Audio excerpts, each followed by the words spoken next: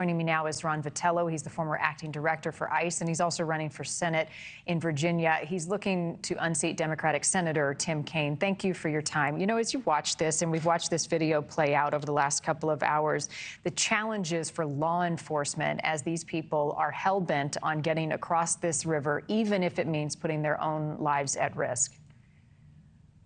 Well, it's frustrating. Thanks for inviting me, Marni. This is not the way to secure our southwest border.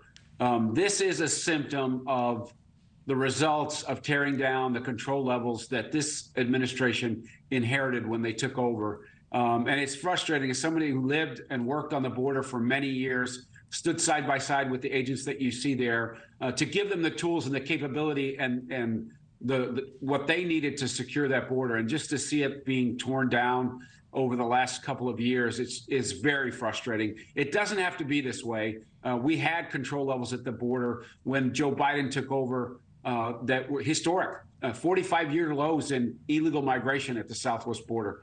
And it got worse every day he's been in office since then. Now we're seeing the worst surge in the history of that border.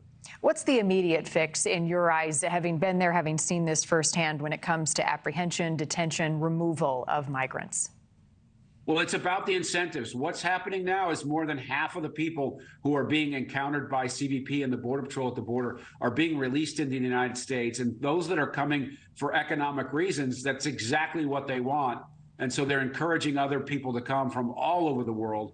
And so there are really no quick fixes here. But in the previous administration, effective policy was an agreement with Mexico for the safe third country, which is rooted in immigration law. It's an agreement for the migrant protection protocols that we had with Mexico that said, hey, look, if you're coming here and you're claiming asylum, instead of being released into the United States, we're going to ask that you wait in Mexico for your due process and your opportunity to go to an immigration hearing.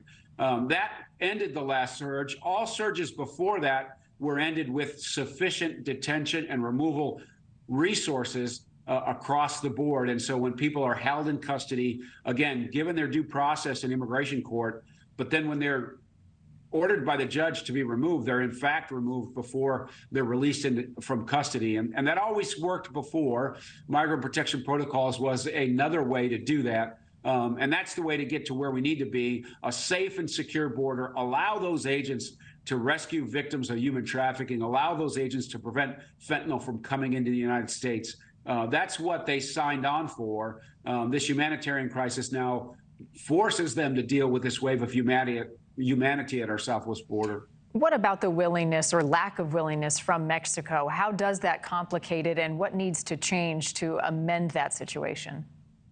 Well, again, it's about incentives. It's about motivation. What motivates Mexico to help us? What helped us last time? What would help us now?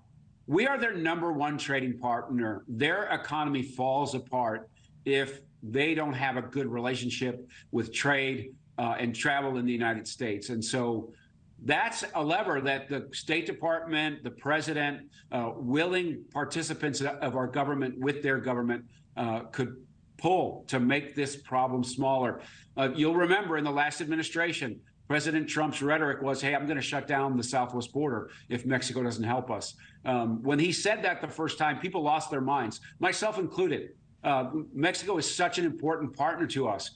He said it again and again. People went crazy and didn't know what to say or do about it. Eventually, they got on a tariff regime with Mexico and said, look, we're going to start with 5% tariffs on everything that comes across the southwest border, up to 25 until you help us. They immediately deployed 27,000 National Guard troops at their southern border, excuse me, at our northern border and in the interior of their country to slow this traffic down, thereby giving us more opportunity, more time, and more control at our own southwest border. That's what needs to happen. That's what happened before. That's what was successful.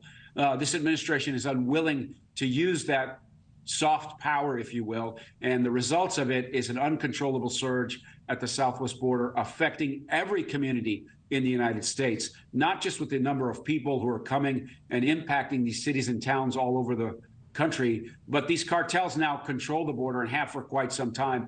And when the Border Patrol has to deal with this humanitarian crisis, they're not able to seize the large loads of fentanyl, cocaine, and other narcotics that are decimating our youth in the United States. Thank you for watching. Go to newsnationnow.com to find NewsNation on your television provider. And don't forget to click the red subscribe button below to get more of NewsNation's fact-driven, unbiased coverage.